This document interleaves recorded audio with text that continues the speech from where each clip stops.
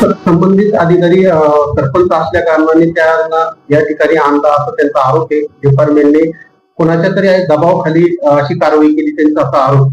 काय सांगू? जल जीवन मिशनची ही जी पाईपलाईन आहे, तर ही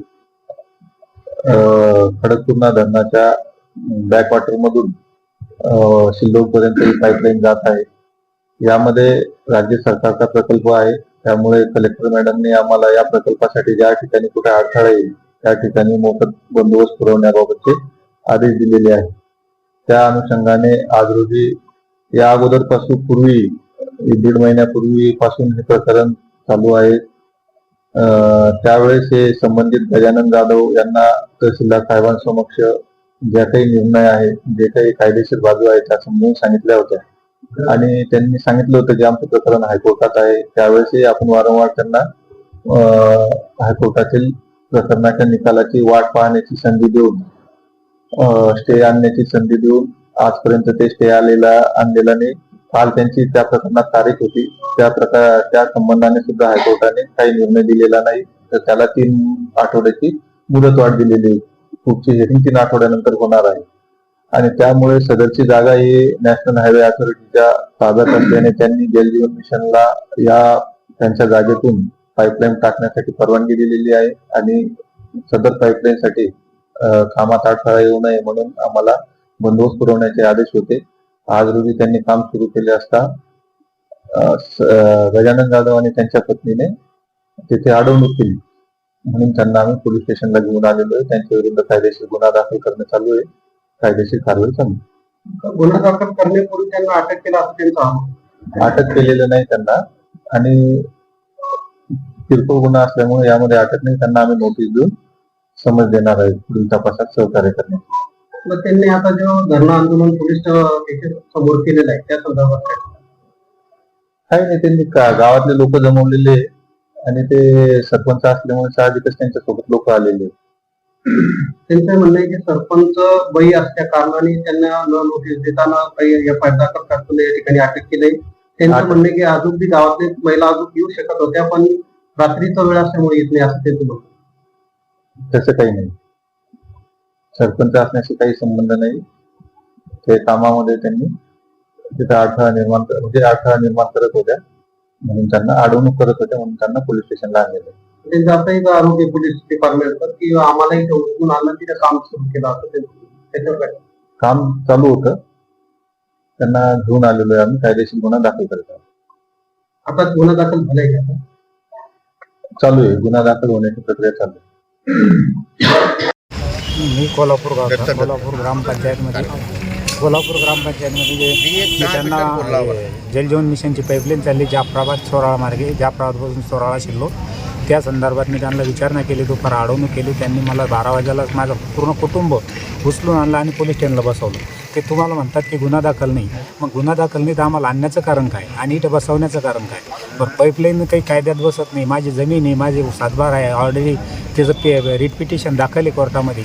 तरी मी त्यांना समजून सांगितलं, एवढंच नाही तर त्यांना पूर्ण कागदपत्र दाखवली, पण तरी तेच मानायला तयार नाही. फक्त उचलून न्यायचं आणि पोलीस स्टेशनला बसवलं, याच्या पलीकडे दुसरं काही नाही. आता इथं आलो, इथं बी विचारलं तर अजून गुन्हा दाखल केला नाही. 12-1 वाजेचा आणेल, अजून 8 वाजले तरी गुन्हा दाखल नाही. आणि याच्यात त्यांना जे सांगायचं मला ते फक्त कायद्याच्या चौकडेत उद्या कोर्टात जाऊन सांगू, काय उत्तर द्यायचं ते त्यांना कोर्टात द्या. आता त्यांनी जवळ बसवलं तोपर्यंत तर तसे आम्हाला पूर्ण कुटुंब इथे घेऊन आलेत ते 12-1 वाजेपासून सनी. आता त्यांच्यावर अवलंबून आहे ना, कारण त्यांच्या ताब्यात यावं. काय नाव आपलं? गजानन भीमराव जाधव, गडी 32.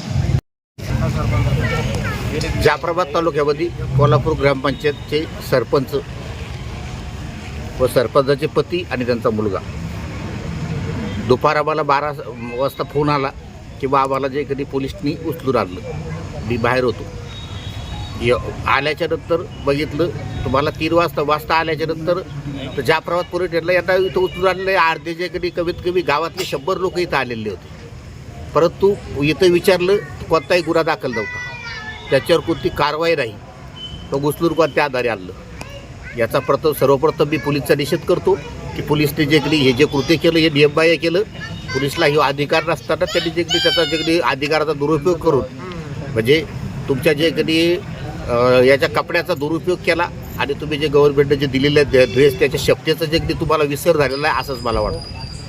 जाफराबाद तालुक्यामध्ये कोल्हापूरच्या जवळ जी आज पाईपलाईन चालली जाफराबाद ते सिल्लोड लाकोबारधरीपासून, त्याच्यामध्ये कोल्हापूरचे जे कधी सरपंचपती गजानराव जाधव यांच्या मालकीची ती जमीन आहे.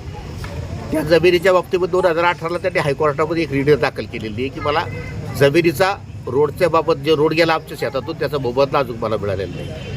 त्याची केस तिथं पेंडिंग आहे आणि ती केस पेंडिंग असताना आज यांनी तिथून पाईपलाईन चालली तर पाईपलाईनवाल्या त्यांचं असं म्हणणं की त्यांना विचारलं तेवढी आम्हाला कलेक्टर मॅडमचा आदेश. मी कलेक्टर मॅडम त्यांनाही फोन केला, त्यांनी असा कोणता आदेश दिलेला नाही आहे. त्यांनी काय मदत करा याचा अर्थ असा नाही की तुम्ही न गुन्हा दाखल होता कोणाला बी उचलून आणा, कोणाला जेकडे तिथं जेकडे म्हणजे हे करा.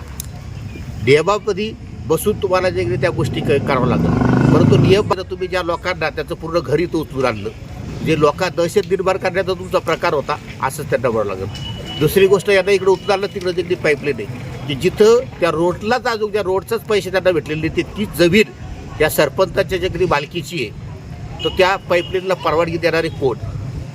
दुसरी गोष्ट ज्या डिपार्टमेंटनं यांना जे कधी परवानगी दिली होती तर त्यांनी ते परवानगी दाखवा. यांना जे कधी तुम्ही कायद्याच्या हिशोबाने कायद्याने केलं असतं याच्यावर एफ आर दाखल केला असता आणि यांना आणलं असतं माझं काही म्हणणं नाही. पण आता 8 वाजले, 12 वाजेपासून या लोकांना बिगर अन्न पाण्याचं तुम्ही इथं आणलं, याच्यावर 8 वाजेपर्यंत अजून एफ आर दाखल नाही. म्हणजे तुमचं चाललं काय, तुम्ही कोणालाही उचलं तर कोणाला आणायचं, म्हणजे तुम्ही कोणाच्या कोणाच्या सांगण्यावरून कोणालाही लोकांना त्रास देणार आहे का? शेतकऱ्यांना त्रास देण्यासाठी आज शेतकरी हा मशागतीसाठी परेशान आहे. आज पावसाळ्यात तुम्ही पाईपलाईन करता का? पावसाळ्यामध्ये पाईपलाईन कोणत्याच डिपार्टमेंट मला वाटतं पावसाळ्यामध्ये परवानगी देतं की पाईपलाईन करायचा. पावसाळ्यामध्ये उन्हाळा गेला पुरा, त्या उन्हाळ्यात गाडी पाईपलाईन केली. आज त्यांनी भेटली आहे, बाकीच्या गोष्टी आहे आणि नियमाचं त्याच्या मालकीचं शेती तुम्हाला तुम्ही कायद्याच्या हिशोबाने जायला पाहिजे, परवानगी घ्यायला पाहिजे. काही लोक आता तुमच्या दादागिरी करून त्यांना उचलून आणतात की आता तुमच्या दादागिरी कमी करा, संपत आलेलं आहे. आणि निर्णय झाल्याच्यानंतर ते भगतसिंगचे तयार झाले अशा तुम्ही जे जास्त घेऊन तुमचे जे सामान्य लोक जे राहत आहेत सामान्य तुम्ही जे करताय याचं हे चुकीचं आहे, याचा मी परत